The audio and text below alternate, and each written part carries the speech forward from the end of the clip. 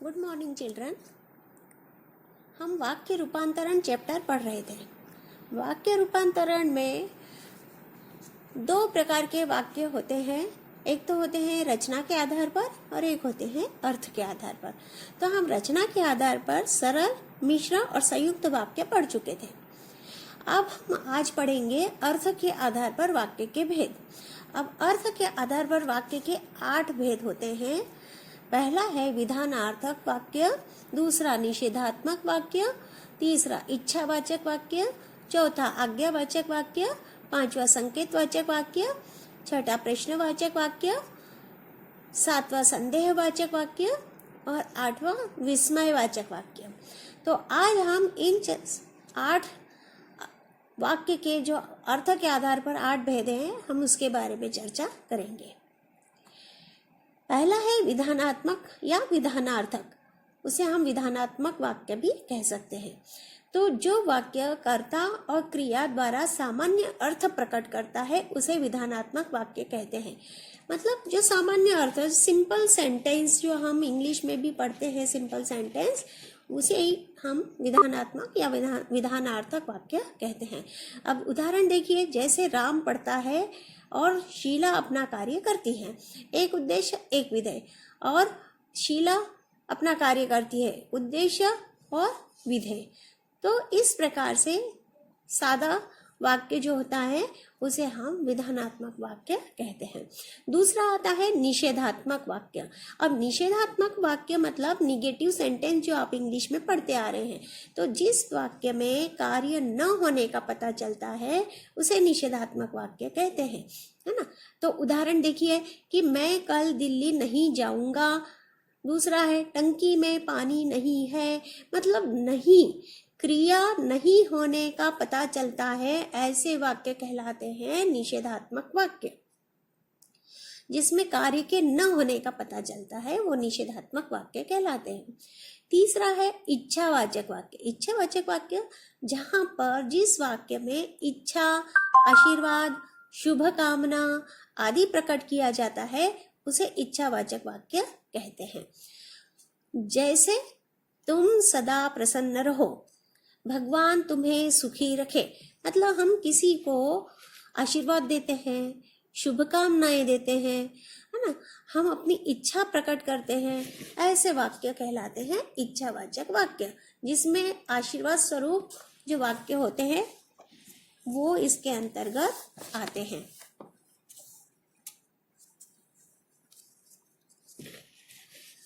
चौथा है आज्ञावाचक वाक्य। आज्ञावाचक वाक्य कौन से होते हैं? जिस वाक्य में आदेश या अनुरोध का बोध हो उसे आज्ञावाचक वाक्य कहते हैं, है ना। अब जैसे अब तुम यहाँ से चले जाओ, अब तुम यहाँ से चले जाओ, ये किसी टीचर है या कोई भी है आपको कुछ बता रहे हैं, बोल रहे हैं कि ऐसा करो, आदेश दिया जा रहा है ना। तो ये आदेश सूचक वाक्य है।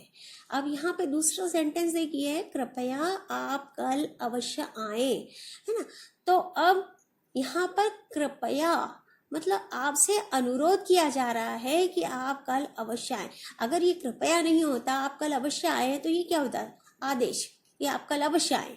लेकिन यहाँ पर कृपया लगाने से ही अनुरोध हो गया है कि अनुरोध कर रहे हैं हम कि आप कृपया आप कल अवश्य आए। तो इसे हम कहते हैं आज्ञावाचक वाक्य। पांचवा है संकेतवाचक वाक्य। संकेतवाचक वाक्य कहाँ होते हैं? जब वाक्य में किसी बात की तरफ संकेत किया जाता है ना, उसे संकेतवाचक वाक्य कहते हैं। जैसे यदि तुम परिश्रम करोगे तो सफल होंगे, है ना। तो यहाँ पर संकेत कैसे किया जा रहा है कि सफल होंगे, कब होंगे? यहाँ पर संकेत किया जा रहा है कि तुम परिश्रम करोगे, तब संकेत किया जा रहा है कि सफल होने की क्रिया। ये क्रिया कब होगी? इस क्रिया के बारे में संकेत किया जा रहा है कि तुम परिश्रम करोगे तो सफल होंगे, इसलिए यहाँ संकेत बताया जा रहा है। तो ये संकेतवाचक वाक्य है।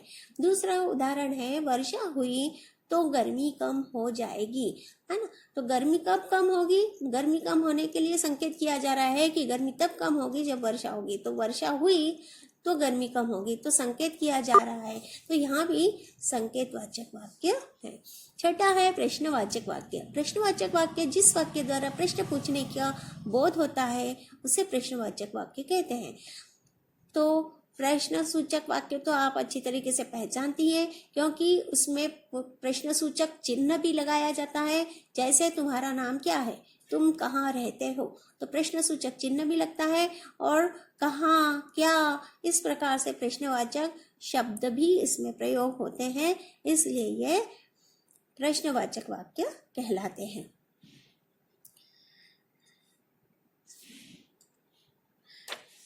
अगला है 7वां संदेहवाचक वाक्य। संदेहवाचक वाक्य मतलब जिस वाक्य में किसी काम के होने में संदेह प्रकट किया जाता है उसे संदेहवाचक वाक्य कहते हैं। जैसे वह घर गया होगा, मतलब निश्चितता जहाँ नहीं होती है, कार्य पूरे होने की निश्चितता नहीं होती है, वहां पर संदेह किया जाता है। उसने भोजन कर लिया होगा, मतलब निश्चितता नहीं है कि उसने कर लिया है कि नहीं कर लिया। तो जहाँ कंफ्यूजन होता है, जहाँ संदेह होता है, उसे संदेहवाचक वाक्य कहते हैं। अगला है 8वां विस्मयवाचक वाक्य। तो विस्मयवाचक वाक्य मतलब जिस वाक्य के द्वारा हर्ष, शोक, घृणा आदि भाव प्रकट होते। विस्मयवाचक वाक्य जिस वाक्य के द्वारा हर्ष, शोक, घृणा आदि भाव प्रकट होते हैं उसे विस्मयवाचक वाक्य कहते हैं। अब हर्ष, शोक, घृणा ये सब क्या है? हमारे मन के भाव। मन के भाव प्रकट करने वाले वाक्य विस्मयवाचक वाक्य कहलाते हैं। इसमें विस्मयवाचक चिन्ह भी लगाया जाता है ना। अब जैसे देखिए, अरे वाह तुम पास हो गए, हुर्रे हम मैच जीत गए। तो इस प्रकार से देखिए यहाँ पर आश्चर्य सूचक चिन्ह भी आया है ना, और अरे वाह, हुर्रे, इस प्रकार से शब्दों का प्रयोग यहाँ पर होता है। अब हमने पढ़ लिया कि अर्थ के आधार पर वाक्य के 8 भेद कौन कौन से होते हैं। अब आपको होमवर्क दिया जा रहा है कि पहला प्रश्न इसमें दिया है, निम्नलिखित वाक्यों के सामने अर्थ के आधार पर उनके भेद लिखिए। अब यहाँ पर ये जो आपको वाक्य दिए गए हैं, इन वाक्यों में आपको इनके भेद लिखना है कि ये वाक्य आपका किस भेद का है उदाहरण, ये वाक्य आपका किस भेद का उदाहरण है। तो आपको ये जो 8 हमने भेद पढ़े हैं उसमें से ये कौन कौन से उदाहरण है, किस भेद का उदाहरण है, ये आपको यहाँ पर चेक करना है, मालूम करना है, और यहाँ पर आपको उसका उत्तर लिखना है। दूसरा प्रश्न है, निम्नलिखित वाक्यों में उद्देश्य और विधेय छाटिए।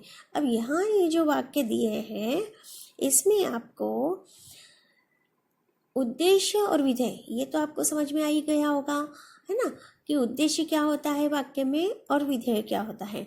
तो उद्देश्य और विधेय, पूरे वाक्य में कौन सा उद्देश्य है और कौन सा विधेय है, ये आपको अलग अलग करके लिखना है। तो उद्देश्य के कॉलम में आप उद्देश्य लिखेंगे और उद्देश्य के कॉलम में आप उद्देश्य लिखेंगे और विधेय के कॉलम में आप विधेय लिखेंगे। तो हर एक वाक्य को आपको इस प्रकार से करना है। तीसरा प्रश्न है, निर्देशानुसार अर्थ के आधार पर वाक्य परिवर्तन कीजिए। अब यहाँ पर आपको ये वाक्य दिए हैं और इसको क्या करना है, वाक्य परिवर्तन कैसे करना है, इस वाक्य को आपको विधानात्मक वाक्य में परिवर्तन करना है। इस वाक्य को आपको निषेधवाचक वाक्य बनाना है। तो इस प्रकार से ये सामने जो आपको निर्देश दिए हैं इनके अनुसार इन वाक्यों को आपको परिवर्तन करना है और आपको यहाँ पर लिखना है।